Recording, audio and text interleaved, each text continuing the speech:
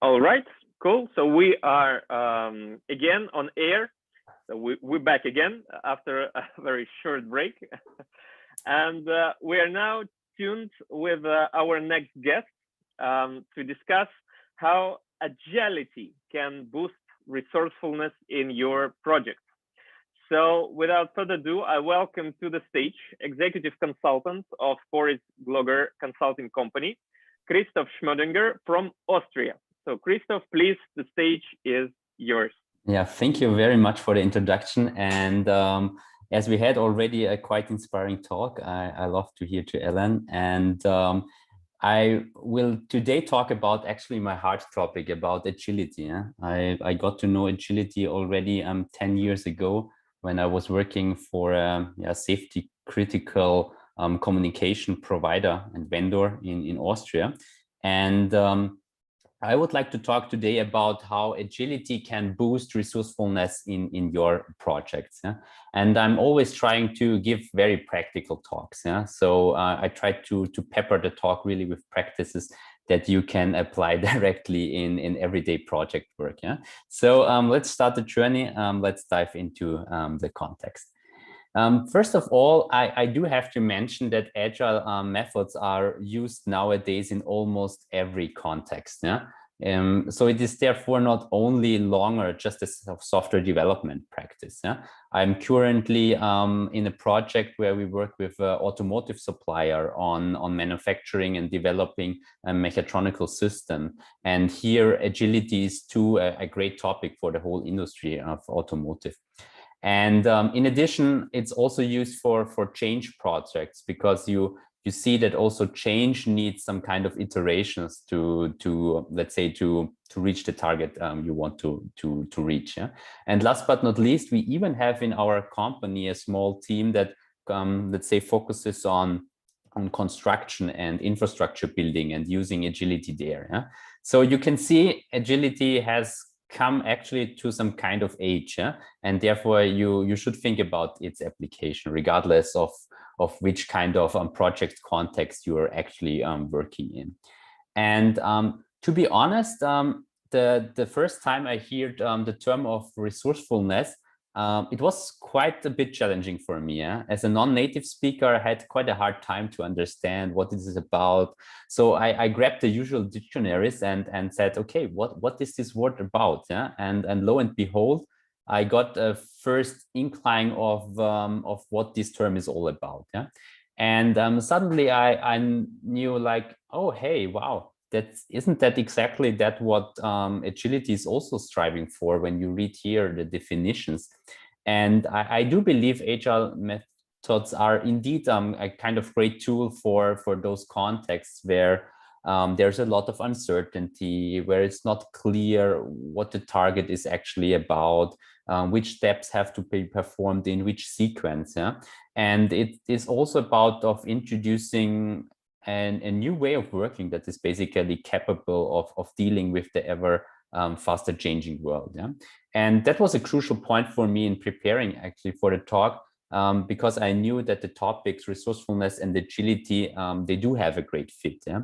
And therefore, I would like to use the talk to dangle around 4 of the 5 ICB key competence indicators that circle around resourcefulness, and introduce you to some agile practices for each of those 4.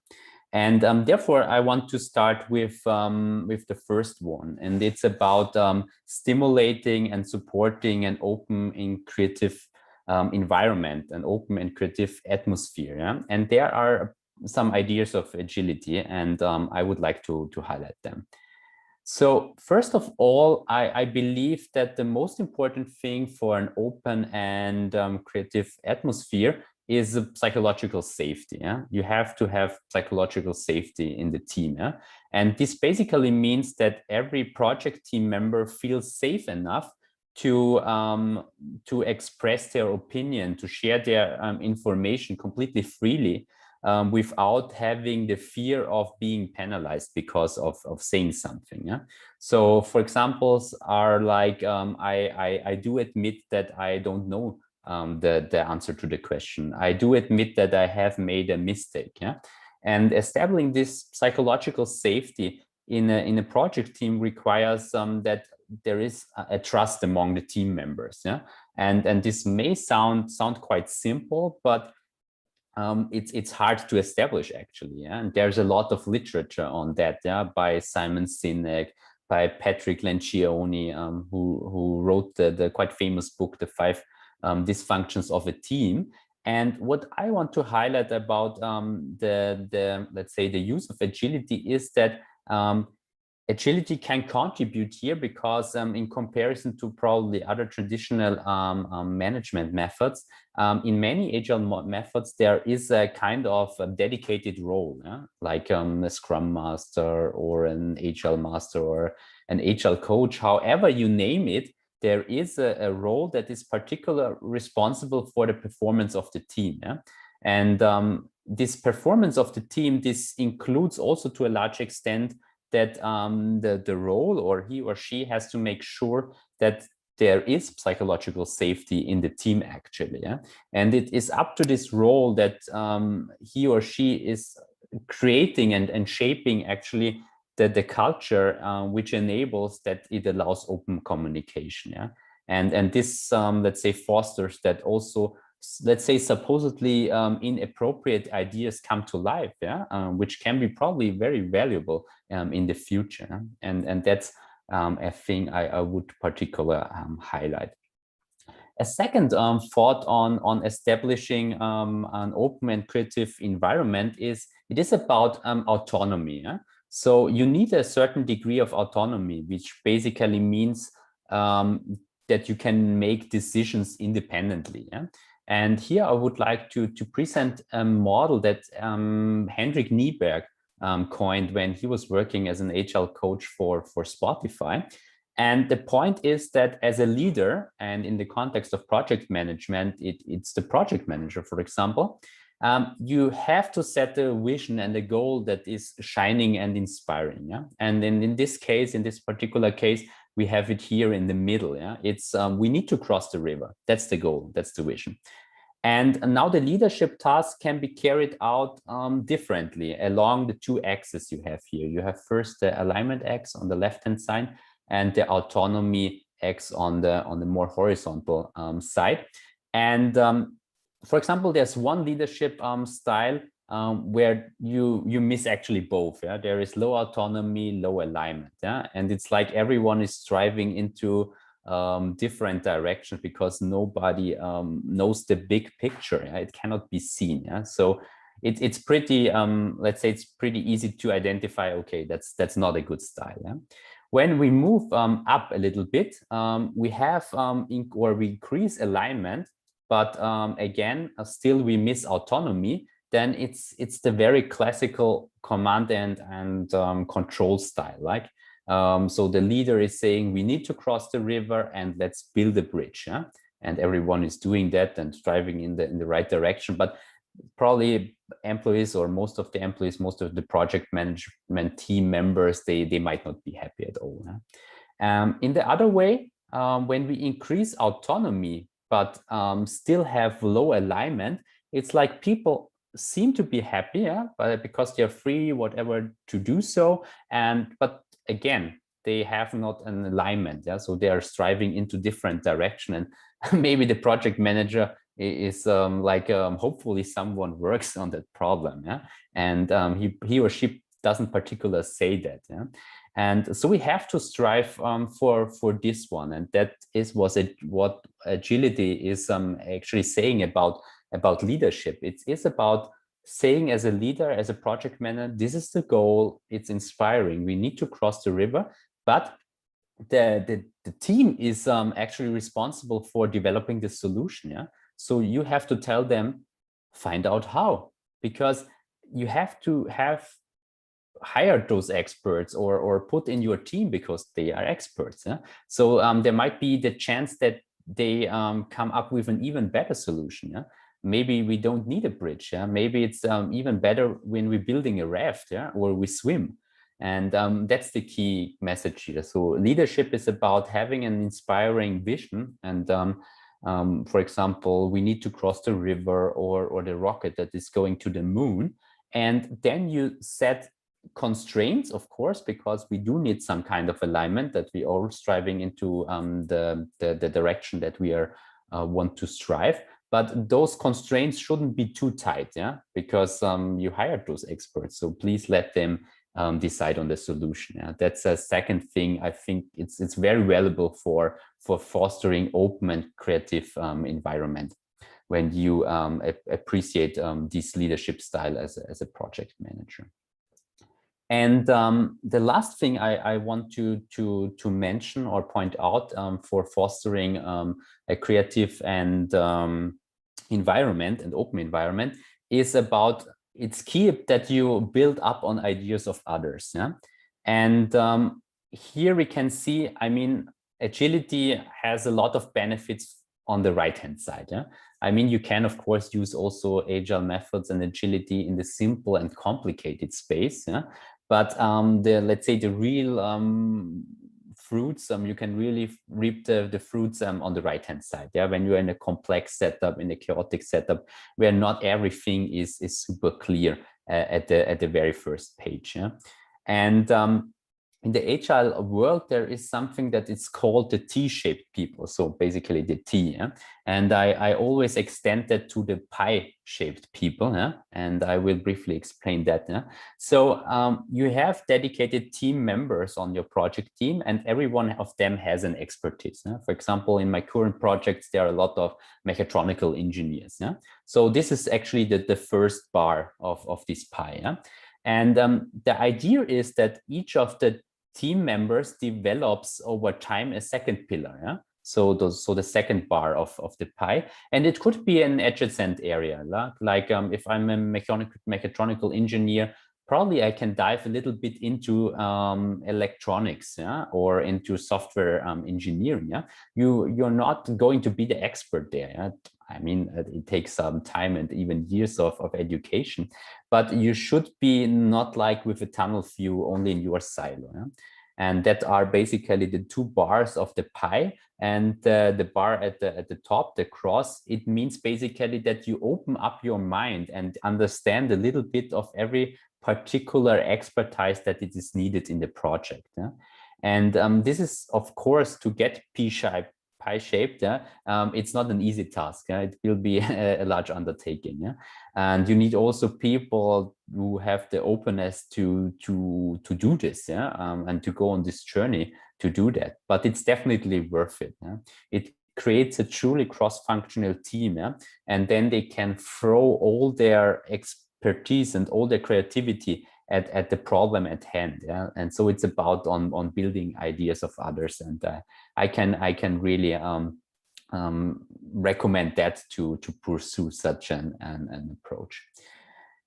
So when moving forward, the next thing is like it's going to be applying conceptual thinking to define situation and strategies. Yeah? So basically, that's the second key competence. And what I would like to share here from the agile world is the focus on visualization. Yeah? So in the many agile methods, there's a lot of focus on visualization in a lot of areas. Yeah? So one area is in the domain of systems thinking. Yeah? So here it is a matter of transferring complex issues into simplified representations of those nodes and connections you see here. Yeah? And we typically use that power in a variety of workshops, yeah, where we work with the entire project team, where we work with other experts to jointly model, for example, customer journeys like here, or value streams, or processes, or whatever is needed. Yeah? And through the joint development and the simultaneous visualization, when you put sticky notes and cards on the wall or on a digital board, yeah? In these days, the mental models of the different people that are involved, yeah? They overlap, and everything emerges into a unified picture. Yeah? And now you might think, I don't need that. Yeah, everyone knows the process. Yeah, anyway. Yeah, and I want to counter that actually, and introduce you to an exercise. And I invite you to do this exercise with your project team. Yeah? It's called How to Make a Toast. Yeah? And it's basically about each individual project team member using those nodes and connections you see here to make a model of how they make toast. Yeah? And believe me, this exercise is both fun and insightful, because you can't imagine how different the models would be, yeah? Even for a simple task of how to make a toast. Yeah? And I absolutely recommend it. And it gives you an insight why it is that key, yeah? to bring all the mental models we have in our head together, yeah? That we really understand what is the context, yeah? That we are all on the same page. Yeah? And agility is all about visualization. Yeah? You use it in workshops, on a task board, on so many things, because there's a saying in like a picture is better than 1,000 words, and I totally believe that it's so true. That's what we think when applying conceptual thinking, is really key. The next thing I would like to talk about is promoting and applying creative techniques, yeah, to find alternatives and solutions. And here I would like to introduce you to some few insights of design thinking. Yeah? Design thinking is actually an agile method which has its strengths on the very first phase of a project, yeah? When it is neither clear what is exactly required nor how a solution can look like. Yeah? And design thinking is around, or the process of design thinking revolves around what is called the double diamond. Yeah? And you can see the double diamond here. And the first diamond, it's called the problem space. And the first diamond is about identifying and figuring out what is actually the real problem we need to solve. Yeah? And there is the first divergent phase where we go broad and we gather a lot of impressions, a lot of observations to really find out what's the problem. Yeah? What is the problem at hand? Yeah? And when we have a lot of data gathered, then we have a converge phase where we move to one point here where we see, and now we believe this is the problem. Yeah? This is our hypothesis. This is the thing we have to solve. Yeah? And after that, we move in the second diamond, and it's called the solution space. And it's about finding now a solution for the problem at hand. And again, you have here a divergent phase where you go broad. Yeah? You collect a lot of ideas, yeah? Brainstorming and all these other kind of creativity techniques. And when you're broad, then you use another convergent phase in order to identify and which are the 1, 2, or 3 ideas we want to prototype, yeah, and then to test with real users. And design thinking describes these 2 diamonds using actually a process sequence of 6 steps. It's from understand and observe, where we really get in touch with the user, over defining the point of view. This basically is here, the definition of the problem statement. And then we ideate and prototype and then test. And it's really key that you involve the user here, especially here in understand and observe. Yeah? So really trying to meet the consumer or the customer or the user in their real environment and see what they are struggling with. Yeah? What do they need? Yeah? And after finding some solutions, you really test that with real customers. Yeah, so you give the prototype to the customer or the user, and he or she will give feedback. And design thinking is more a process, and there are, I think, the community collected, not kidding, over hundreds of methods you can use in those 6 actually process steps. And I have added here 2 books, yeah, that I really like. Because they have a lot of quite good tools inside where you can really just grab a tool out of the book and try it with your real project. In order to be not that abstract on the process side, I would like to show you 2 of my favorite methods that are part of design thinking. And the first method it's actually used in both diamonds. And it's called the value proposition canvas. And it's used when a project team works together to find out what really moves the customer or user. Yeah?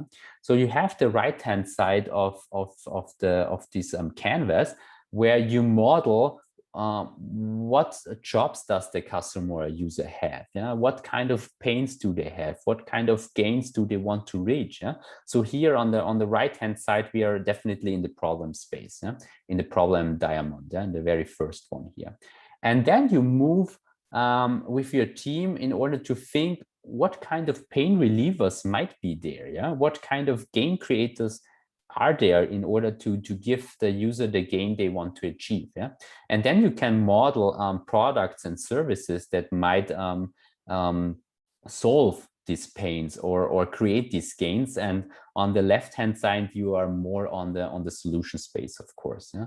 And so you can really use the value proposition canvas. I like that very much. Because you at very first you're going empathically with the user, and then this is here more brainstorming and throwing some ideas into the process in order to get to know where are we going actually. The second method I want to highlight is it's probably not a method, it's more an appeal. Yeah? Design thinking always requires you to build something quickly. Yeah? And we are not talking about weeks. Yeah? We are even not talking about days. Yeah? So design thinking is more like a couple of hours. Yeah? You have time, couple of hours to develop something, or probably one day, but not that much more. And regardless of in which context you are working, yeah, if you're working in software, you can use paper prototyping, you can use click dummies. In hardware, and right now in my project, we use a lot of 3D printing, yeah, for parts to get early feedback. And for, let's say, process optimization, service innovation, you can use role plays. And I like the tool that SAP invented. It's called SAP Scenes, yeah, where you can download those figures and can do role play in order to show what you want to build up a kind of service, and you want to show that to the customer. You can do that by role play, and it's a lot of fun, and you really get a lot of insights when doing that actually with the client. And to tackle now the very last key core competence at resourcefulness, it's about improved decision making by promoting a holistic view.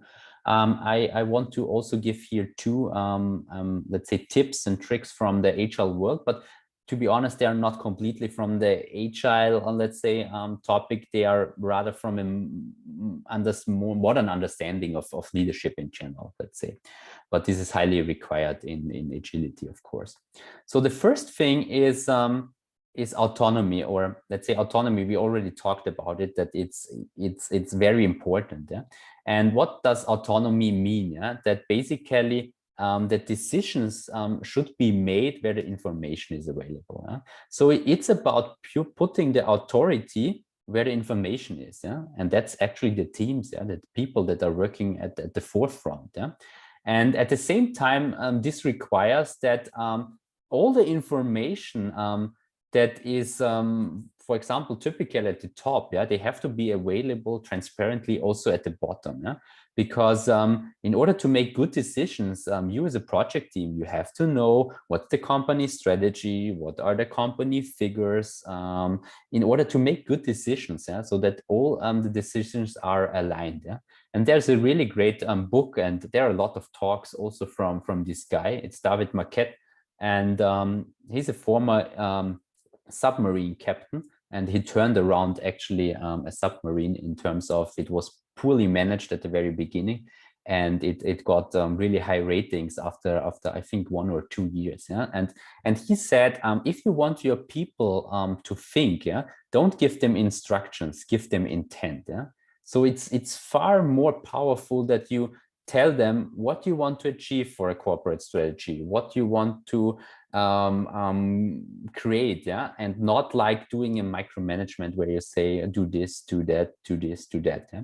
Because if you give them intent, then let's say the psychological ownership is then transferred to the team. Yeah?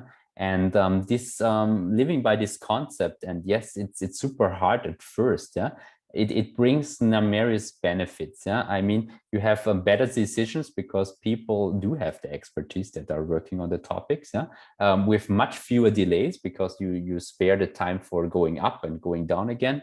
And you have also kind of a higher satisfaction because all employees feel kind of needed. Yeah, I can really contribute and I make a difference, and I'm not just a monkey that is doing some stuff that he is told to actually. And here really go for a TED talk. I think he also did a TED talk. Yeah? It's very inspiring, although a completely different area, but it's always like that. It's like the climber we had right before my talk. Yeah? You can so much learn from totally other contexts, especially in terms of leadership. And that's why I put it here. The very last thing I want to highlight in my talk is consent decision making. Yeah? And I do believe that consent decision making is again also contributing to a more holistic view, or to make decisions on a more holistic view. And a very popular variant of consensus decision making or of consent decision making is the so-called fist to five method. Yeah? And this method can be used when a decision proposal is at the table, and the proposal has been understood by every parties involved in the decision, and then a simultaneous hand vote is taken. Yeah? And the advantage of this method is that it's not just a binary no or yes. Yeah? You have different shades of yes. Yeah? So one can show, for example, with 5 fingers that he or she gives full agreement to the proposal, and he or she is even willing to actively support or even lead the proposal. Yeah? And then, for example, with 3 fingers, one shows that he or she supports, let's say, the proposal, but will not actively be part of it. Yeah? So it's fine for me, the proposal, but don't expect too much involvement from me. Yeah? And for example, 1, yeah, if you say only 1, it's like I actually don't agree with the proposal at all. Yeah, I do not believe it's the right solution, but you at least don't block it. Yeah, or even better, I'm not sabotaging it in the background. Yeah, because that's the most critical thing. Yeah? Everyone is saying yes, yes, yes, but nobody believes in the solution at all. Yeah.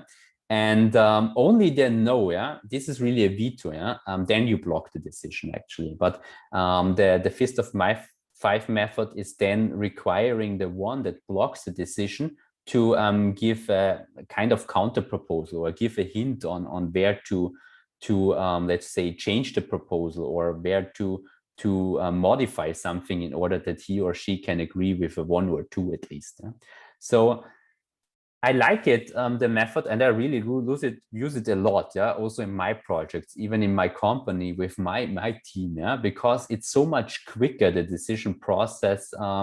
I mean, quicker in terms of, I mean, if I'm the only one that decides, of course you are slower with this method. Yeah? But in contrast to many other democratic systems or discussions or whatever, it's faster because you can say, I'm not agreeing, but I at least don't block it. Yeah. And these are the things that are important. And you see also who you can count on. Yeah. There might be people that vote 1 or 2, and you can do stakeholder management with them. Yeah. Try to convince them or whatever is needed. And you see who is 4 or 5, and you can use them in order to join your initiative, and they help you. Yeah? And it's again a practice. Just try it out. Yeah? It's very simple, and you can do it even tomorrow in your family. Yeah? That's pretty easy. Yeah? So thank you very much, and I do believe all of the slides are available for download later on the platform. Yeah, but here is a QR code, so you can immediately grab the slides, yeah, if you need them. And of course, you can contact me on any social media channel you might want to. And yeah, I'm eager, if we have time, to answer also some questions. Huh? Thank you very much. Christoph, thank you. Thank you so much for being so open and sharing this model. Yes, we have feedback and questions in the chat. So let's dedicate several minutes to it. The question from Victor. He's asking, what do you think? Do we support the ideas or the people, since the information is limited, but we have to take decisions with what we have at that time? I do support that. Yeah, I think agility is all about, and I hope I got the question right. Yeah, so otherwise tell me. Yeah? I do think that agility provides some kind of methods also to, if you have limited information. I mean, the one thing is like try to provide as much information as possible, but in certain contexts, complex, chaotic, there is limited information, and that's key, that you only plan shortly ahead. Yeah? Then do something. Yeah? Try out something. I think design thinking, which I mentioned, is perfect if you don't have information, because the whole first diamond is about gaining information. Yeah? Gaining more information to, let's say, to tackle the decisions that have to be made. Yeah. Yeah, that's very true. Thank you. And one more clarifying, I guess, question from Stefan. He's asking, if I understood correctly, the list of 5 methods is used mostly when you are at the same hierarchical level. So is that right? With the 5 fingers, yeah? You mean that method, or? Yeah, I guess so. I guess so, yeah. I was also challenged, I think, in a recent workshop, like when the boss is in the room, like everyone is putting a 5. Yeah, I do have to say you have to work on your culture as well. Yeah, it's always like that. Yeah, a lot of those agile principles and agile methods, they don't work. Yeah, if you haven't created the right let's say surrounding, the right atmosphere. Remember when we first talk about the first key competence, yeah, you have to shape an environment that it's open and creative. Yeah. And of course, this fist of 5 method, it doesn't work, yeah, if you have no psychological safety, yeah, if you have not the culture to do so, because then the boss comes into the room, or the project manager, yeah, says, this is my decision proposal, and everything is like, yeah, we are 5, yeah, and then nobody cares at all. Yeah, I think you do have to work on the culture aspect. Yeah, it's so important, and I think there are a lot of leadership and culture talks also today and tomorrow, and I think that's not a coincidence, let's say. Yeah, I think it's very true to work on all these soft parts as well. Yeah. Definitely. Christoph, thank you once again. Thank you so much for dedicating your time to speaking to our community. So it would be awesome to see you again at our event, hopefully also in person. So we wishing you a great success and luck and enjoyment from all what you're doing in your team, in your life. Thank you so much. Yeah. Thank you so much. Have a nice day, and I hope you get something from my talk. Perfect. Thank you so much. Bye-bye. Bye. See you. All right, guys. So this session is finished. And again, as usual, we'll be back in several minutes with our next guest.